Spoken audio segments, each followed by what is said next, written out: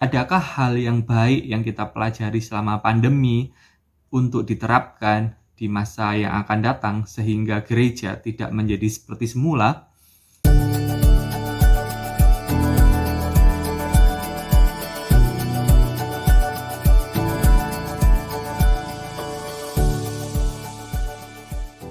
Salam sahabat penggiat pemuritan terkasih dimanapun saudara berada, jumpa lagi bersama saya, Pendeta Muda Chandra Agung Pambudi dalam Metanarasi Talk.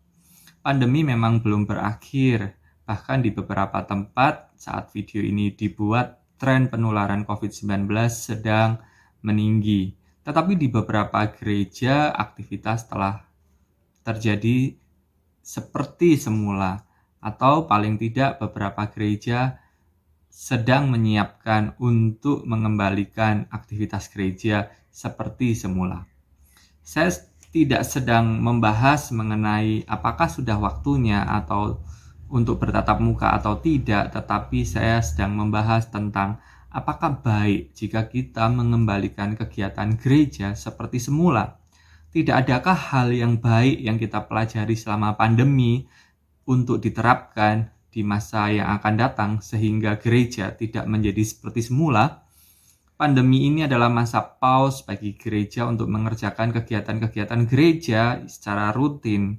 Memang tidak berhenti secara keseluruhan, tetapi baik juga jika di masa pause ini kita memikirkan dengan cermat hal yang akan kita kerjakan sehingga pelayanan pemuritan kita ke depan akan menjadi lebih baik, lebih tepat sasaran, dan lebih efektif. Apakah yang kita pelajari dan penting di masa pandemi ini untuk kita bawa sampai kepada masa-masa yang akan datang, yaitu adalah pemuritan dalam keluarga atau family discipleship. Ya benar, selama ini pemuritan lebih banyak berpusat di gereja, dan di masa pandemi kita banyak dibawa ke dalam pemuritan keluarga, dan hal ini adalah hal penting dan baik untuk kita simpan dan pegang terus untuk seterusnya. Mark Holman dalam bukunya Iman Dimulai di Rumah berkata bahwa memang gereja tidak memaksudkan agar program-program pemuritan gerejawi menggantikan tempat orang tua dalam membangun anak-anak. Tetapi disengaja atau tidak, selama 30-40 tahun terakhir terjadi perpindahan dari rumah sebagai tempat utama iman menuju gereja.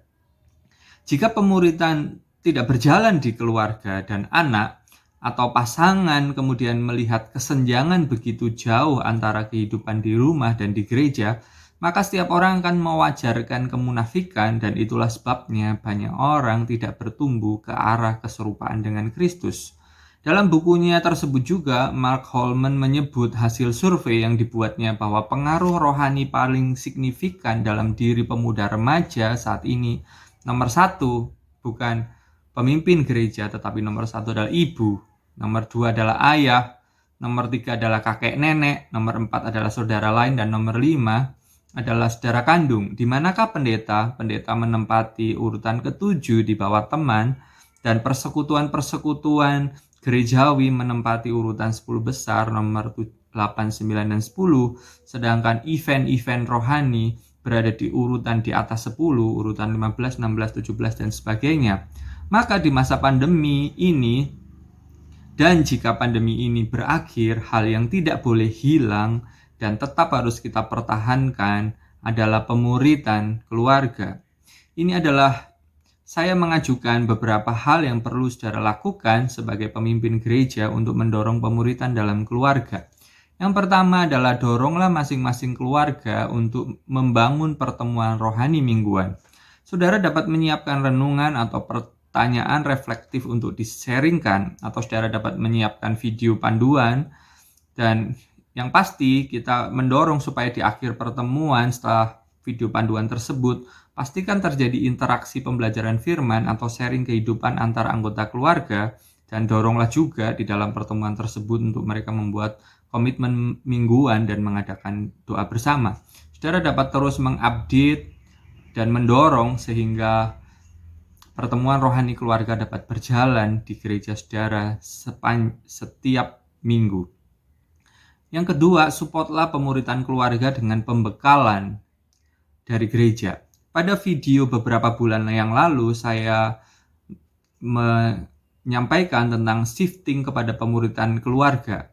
Di situ saya membahas tentang struktur organisasi yang diperlukan jika kita ingin membangun dengan serius pemuritan dalam keluarga. Saudara dapat menyimak kembali di video metanarasi talk ini. Intinya, buatlah pembekalan kepada suami atau istri atau orang tua atau juga kepada anak dengan topik-topik yang relevan di dalam gereja agar pemuritan di keluarga dapat berjalan dengan baik dan agar fungsi-fungsi di dalam keluarga dapat berjalan dengan baik.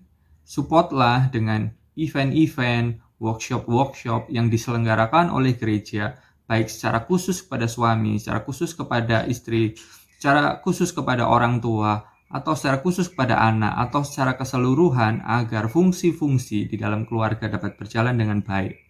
Yang ketiga, sediakan dan prioritaskan pelayanan konseling keluarga.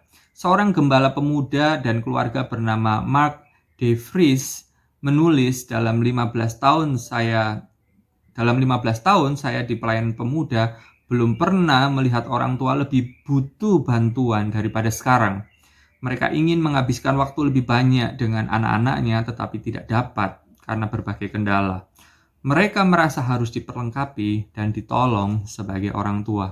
Tentu juga anak mereka saat ini membutuhkan banyak pertolongan. Mereka merasa bahwa dunia mereka tidak dipahami oleh orang tua mereka.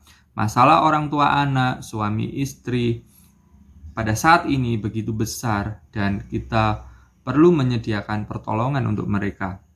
Kita perlu mempersiapkan konseling keluarga yang baik dan kompeten. Oleh karena itu, kita perlu memperlengkapi diri untuk mampu masuk ke dalam kancah pemuritan dan konseling. Pandemi ini mendatangkan banyak pilu, ya benar. Tapi hal baik yang dimunculkan darinya adalah kembalinya anak-anak pada orang tuanya dan ditariknya orang tua pada anak-anaknya.